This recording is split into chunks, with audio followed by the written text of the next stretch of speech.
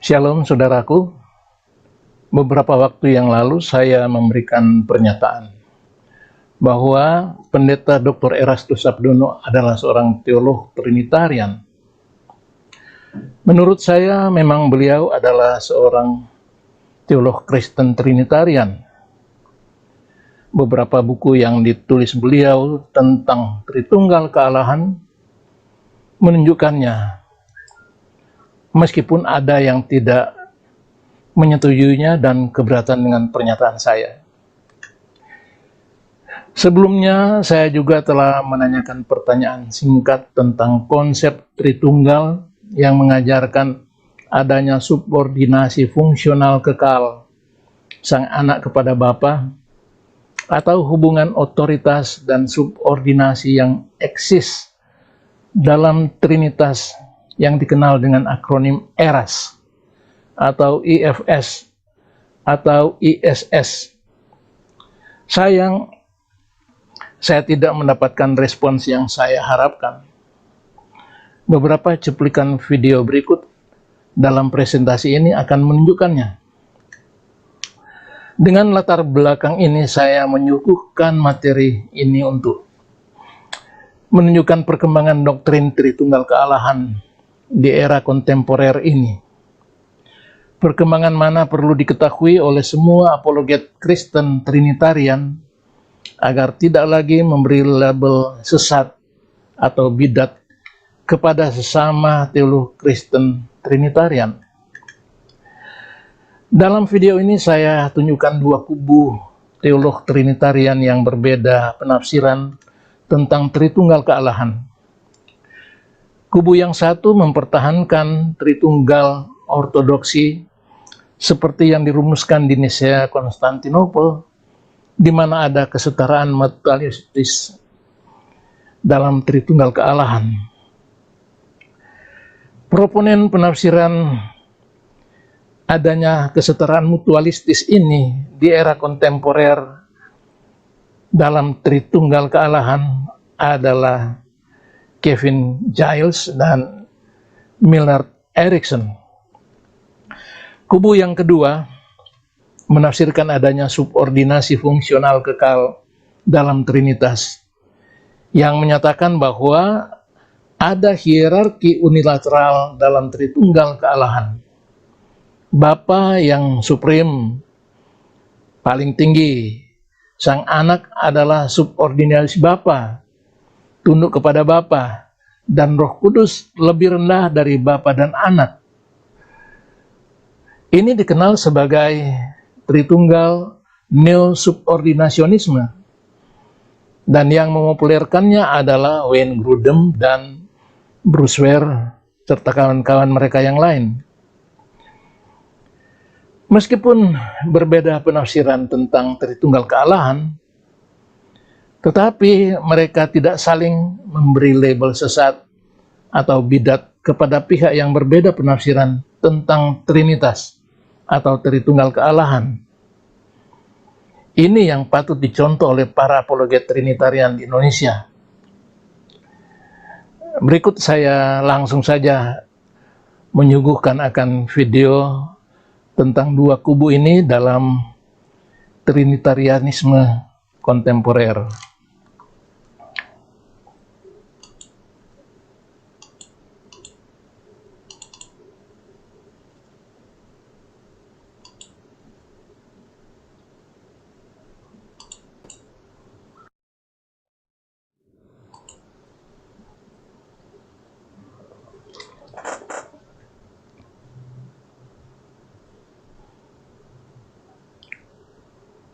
Mudah-mudahan presentasi ini bisa memberikan dampak positif sehingga memberikan masukan yang dapat menggugah perasaan dari para teolog Trinitarian di Indonesia untuk menghargai sesama teolog walaupun berbeda pendapat.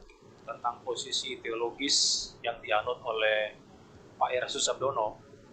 Nah, diskusi itu terjadi ketika kami berada dalam sebuah acara dengan Pak Mangapul Sagala yang membahas ajaran Joshua Tewu yang sesat. Lalu mendekati berakhirnya acara tersebut, Pak UMB masuk dan menyebutkan bahwa Pak Heru Susabdono itu adalah seorang Trinitarian. Tetapi ajaran Saudara Albert Rumampu berpotensi untuk menjadi teolog Indonesia yang besar kalau dia memperdalam akan pemahamannya tentang Trinitas. Lalu Pak UMB melarang kami untuk menyatakan Pak Heru Susabdono itu sebagai bidat. Nah, saya tidak akan membahas tentang posisi teologis daripada Wayne Grudem karena saya belum tahu dan tidak juga mempunyai bukunya. Tapi menurut teman saya, Pendeta Samuel T. Gunawan, bahwa Wayne Grudem itu tidak berada di posisi seperti yang dikatakan oleh Pak WP yang mengajarkan tentang hierarki, ada tingkatan di dalam pribadi Allah dan seperti itu. Menurut teman saya. Saya pernah menanyakan apa itu eras. Nah, seringkali pertanyaan ini tidak dipahami. Ada yang berpikir saya menanyakan tentang Pak Eras. Padahal yang saya tanyakan adalah konsep eras dalam Tritunggal. Dan ada yang menyangka bahwa yang saya maksudkan adalah pengajaran Pak Eras. Padahal bukan itu. Malahan ada yang memberikan jawaban bahwa eras itu tidak penting. Eras itu tidak ada kaitannya dengan Tritunggal. Sangat disayangkan. Pengajar Trinitas yang istilah dia tidak tahu. Nah, jadi saya mau tanya satu pertanyaan Pak Deki. Satu pertanyaan saya ingin tanya saja. Apa Anda setuju dengan ini atau tidak? Apa Pak Deki setuju dengan eras?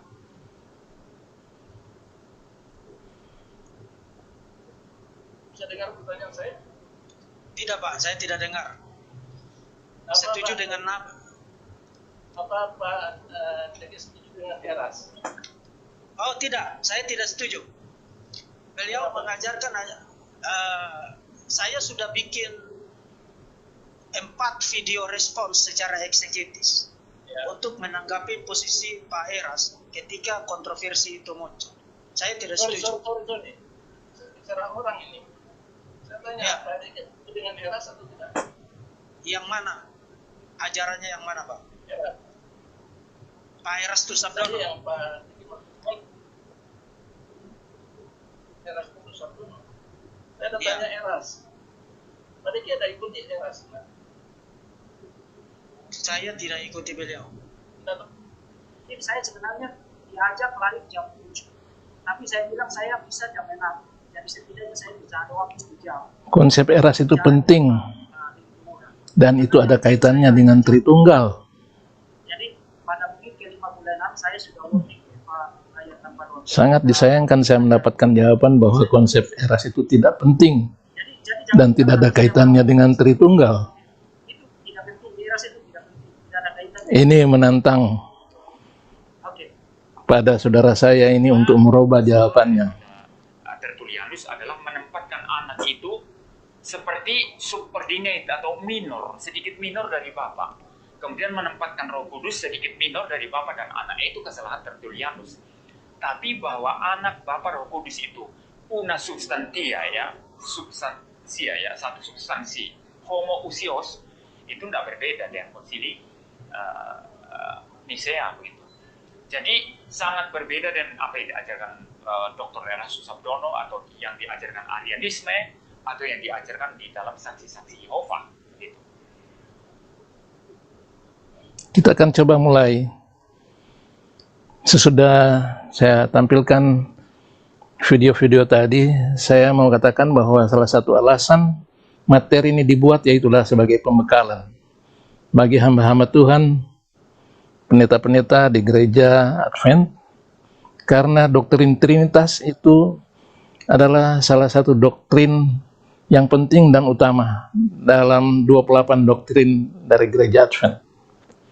Sekaligus juga video ini menunjukkan simpati saya kepada Dr. Erastus Sabdono, seorang teolog Trinitarian, tapi digambar-gemborkan sebagai pengajar sesat oleh beberapa YouTubers yang membela doktrin Trinitas. karena berbeda penafsiran dengan mereka.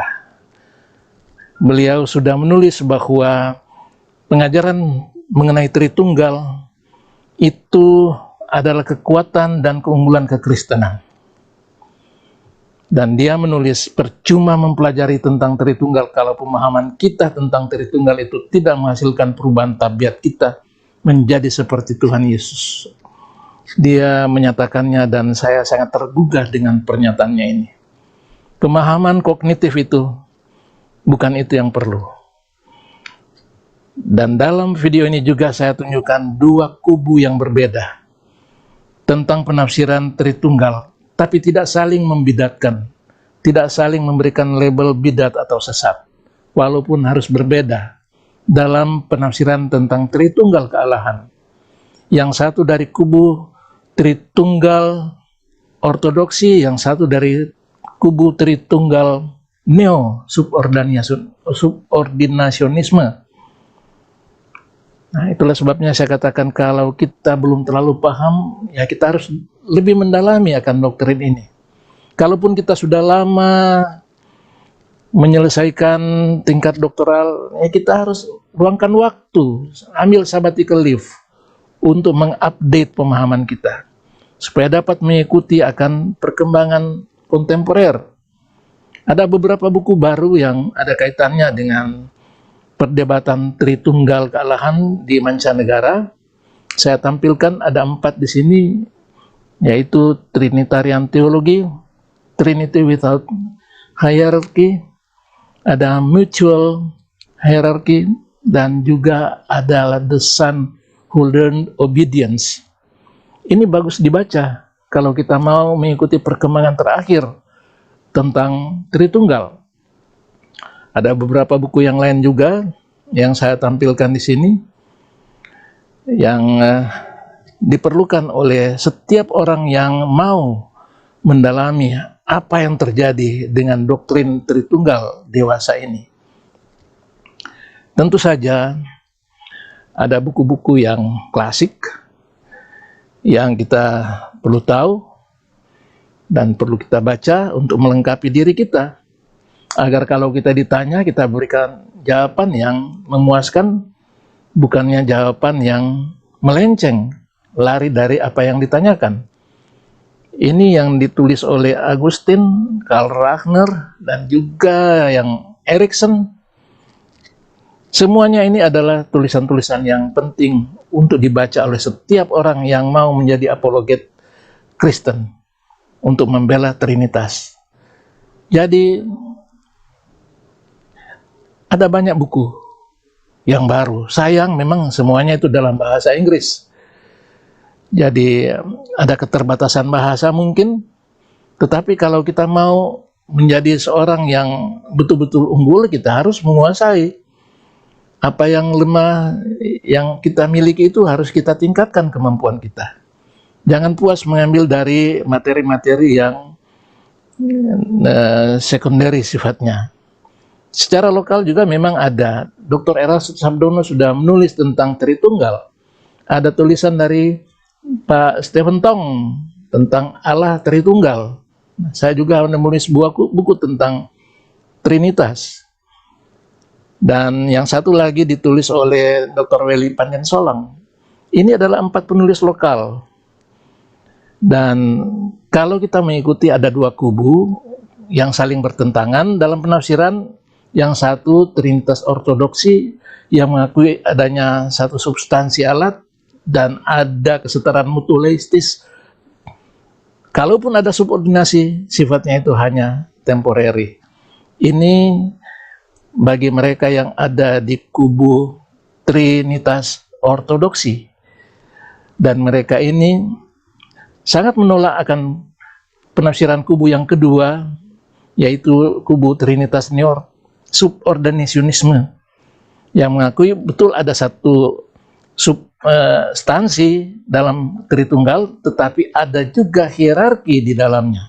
Bapa yang paling tinggi, anak tunduk kepada Bapa, begitu juga dengan Roh Kudus. Jadi 2 kubu ini berbeda pendapat, tetapi tidak saling memberi label bidat.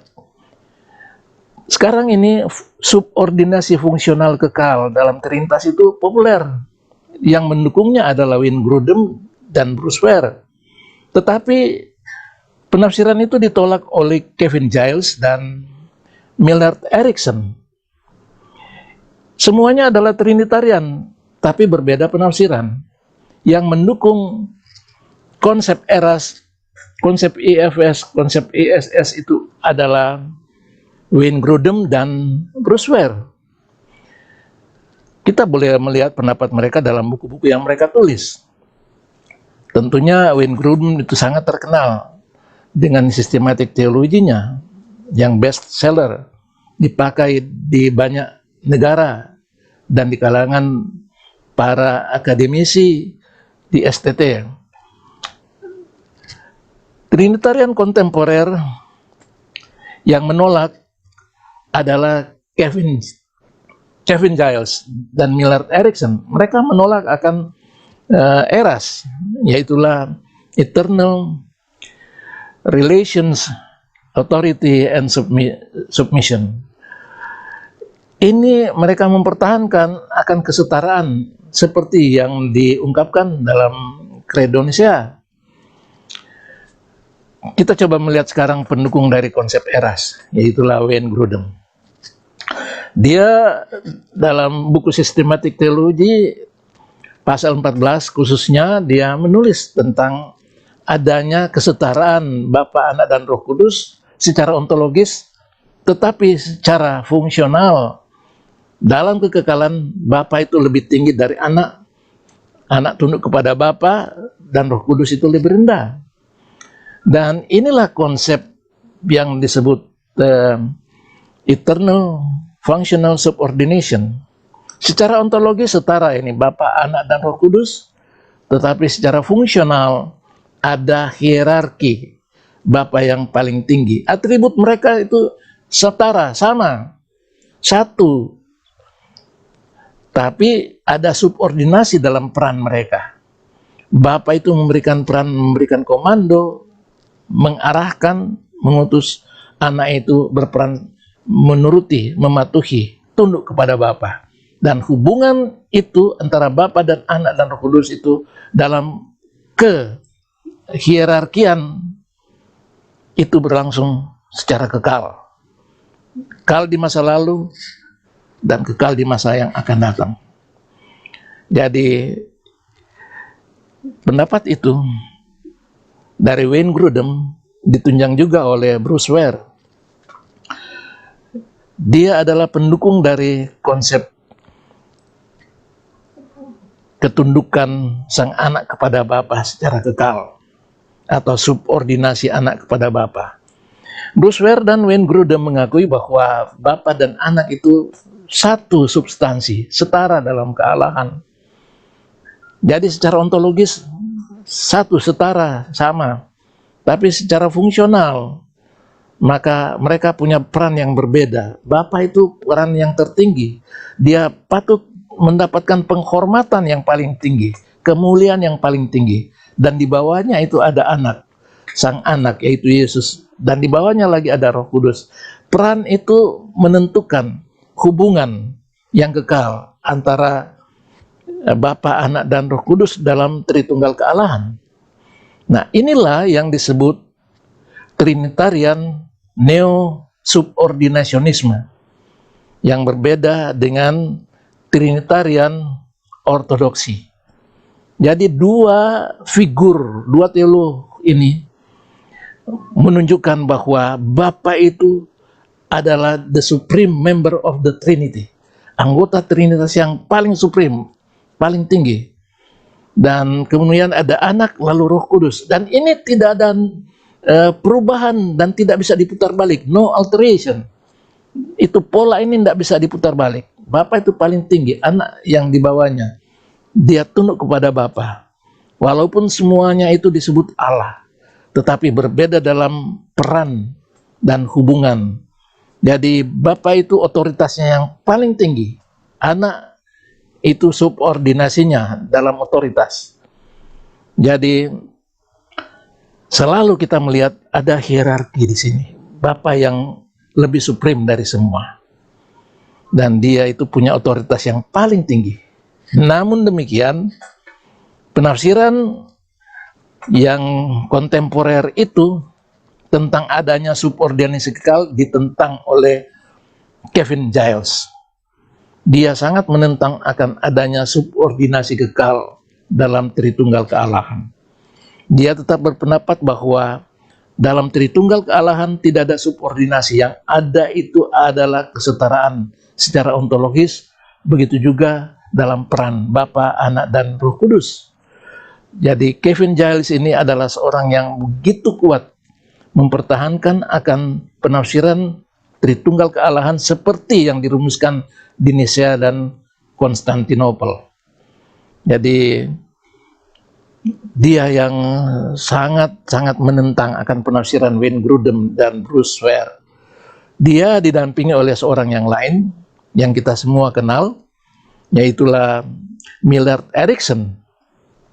Bahkan buku dari Millard Erickson itu sudah diterjemahkan dalam bahasa Indonesia. Sistematik teologinya yang diberi judul Doktrin Kristen itu sudah ada dalam bahasa Indonesia. Baik Kevin Giles maupun Millard Erickson menolak akan subordinasi kekal, tapi mereka katakan subordinasi Yesus kepada Bapa itu hanya temporary pada waktu dia ada di dunia ini.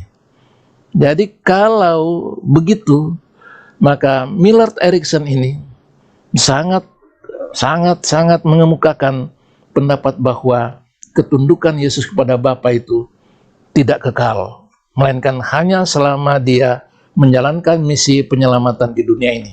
Inilah buku dari Millard Erickson yang sudah diterjemahkan dalam bahasa Indonesia. Christian Theology sudah diterjemahkan menjadi teologi Kristen, dan itu bisa didapat di toko buku.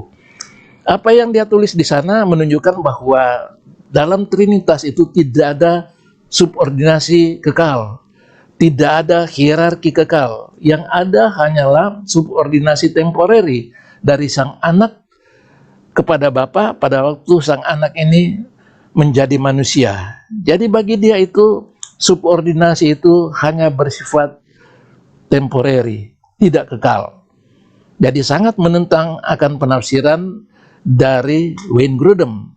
Jadi ada dua buku sistematik teologi yang besar.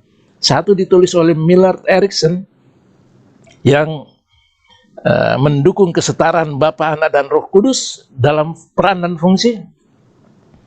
Dan Wayne Grudem, sistematik teologinya menunjukkan adanya hierarki peran dan fungsi antara Bapa, Anak, dan Roh Kudus. Jadi kita melihat dua kubu ini berbeda pendapat, berbeda penafsiran. Tapi tidak ada di antara mereka itu yang mengatakan Anda itu bidat karena berbeda dengan saya. Penafsiran Anda itu adalah penafsiran bidat karena berbeda dengan saya. Tidak. Mereka menghargai akan penafsiran dari kolega mereka, walaupun penafsiran mereka itu tidak sama. Kalau Millard Erickson, dia katakan terus terang, Kristus itu subordinasinya dalam fungsi hanya pada waktu periode pelayanannya di bumi ini, bukan kekal. Dan ini bertentangan dengan pendapat dari Wayne Grudem. Nah, dua pendapat ini saya kemukakan agar supaya kita bisa melihat bahwa mereka saling menghargai akan penafsiran sesama teolog Trinitarian walaupun berbeda. Tetapi kita lihat dulu apa yang terjadi dahulu di Konsili Nisea. Yang terjadi di Konsili Nisea itu adalah antara Trinitarianisme melawan subordinasionisme. Subordinasionisme itu diajarkan oleh Arius, karena dia mengajarkan bahwa Allah itu monad. Monad artinya tunggal. Jadi kalau logos itu bagaimana? Logos itu hanya diciptakan Bapa, tidak kekal seperti Bapa. Dia subordinasi Bapa. Jadi secara ontologis, logos itu, anak itu adalah subordinasi Bapa secara ontologis. Jadi Athanasius katakan tidak. Anak itu adalah Allah. Sama. Karena Allah itu ekat. Bapa, Anak, dan Roh Kudus itu ekat, satu kesatuan. Allah itu esa secara komposit. Jadi ada kesetaraan ontologis. Itu dahulu. Nah, sekarang kita coba melihat perbedaan antara subordinasi Arius dengan neo-subordinasionismenya Wayne Grudem. Wayne Grudem tidak sama dengan Arius. Wayne Grudem dan Bruce Ware mengatakan Allah itu ekat, bukan monad. Mereka itu mengajarkan trinitas, tapi bedanya mereka mengajarkan subordinasi fungsional, subordinasi peran secara kekal, bukan subordinasi ontologis. Jadi bagi Wayne Grudem, Bapa dan Anak dan Roh Kudus itu secara ontologis sama, satu substansi. Tetapi secara peran, Bapa itu lebih tinggi dari Anak, dan Anak lebih tinggi dari Roh Kudus. Ada hierarki. Ada hierarki. Jadi tidak sama. Jadi subordinasionisme Arius tidak sama dengan neo-subordinasionisme Wayne Grudem. Nah, neo-subordinasionisme inilah yang dikenal sebagai Eras. Bukan Pak Eras, bukan Bapak Eras, tapi konsep Eras dalam Tritunggal kealahan, yaitu eternal relations, authority, and submission. Jadi ada hubungan otoritas dan ketundukan.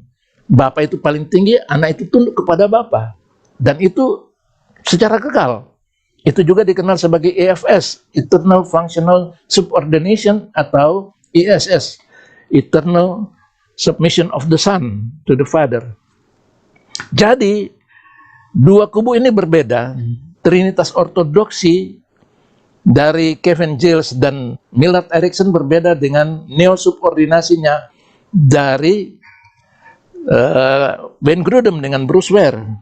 Karena apa? Walaupun sama-sama mengajarkan keesaan ontologis, tetapi ada perbedaan dalam peran.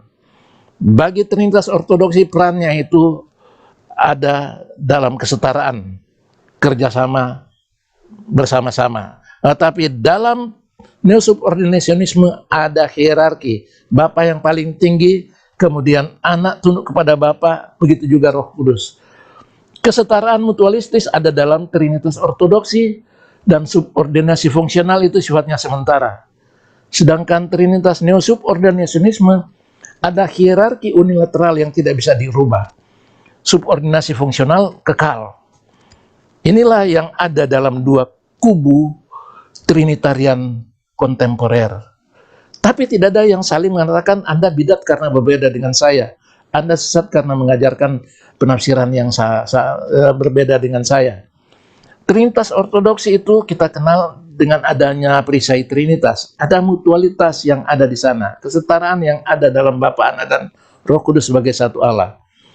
Tapi di neo-subordinasionisme kita melihat bahwa keluarga itu dianalogikan sebagai gambaran dari Trinitas kealahan. Sang ayah itu punya otoritas paling tinggi, kemudian istri itu lebih rendah, tunduk kepada suami, dan seterusnya. Coba kita lihat, sebab ada orang mengatakan, oh Wayne Grudem tidak mengajarkan itu. Wayne Grudem sangat mengajarkan akan hierarki. Hierarki fungsional yang kekal.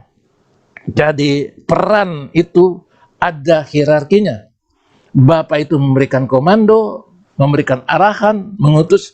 Anak itu berperan menurut, patuh. Dan hubungan antara Bapa, Anak, dan Roh Kudus itu dalam ketidaksetaraan, tapi hierarki itu berlangsung kekal. Inilah Eras, eternal relation, authority, and submission. Itu akan bersinggungan dengan natur dari Allah sendiri. Itulah sebabnya ada teolog yang mengatakan ada bahaya, ini akan menjurus kepada triteisme. Tapi itu kita tidak bahas sekarang. Karena peran itu ada pada masing-masing anggota Tritunggal kealahan. Walaupun dikatakan bahwa secara ontologis itu ada kesetaraan, tetapi secara ekonomi ada subordinasi. Ini yang terjadi sekarang. Jadi kalau ada yang katakan, oh Wayne Grudem tidak mengajarkannya, dia tidak tahu apa yang diajarkan oleh Wayne Grudem. Jadi jangan tanya sama teman yang tidak tahu, tapi baca sendiri. Nah mungkin itu nasihat saya.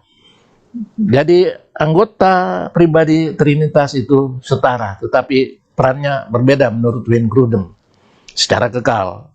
Itu ditentang oleh Kevin Giles, ditentang oleh Millard Erickson, oleh karena apa yang diputuskan di Konsili Nicea itu bertentangan dengan apa yang diajarkan oleh Wayne Grudem.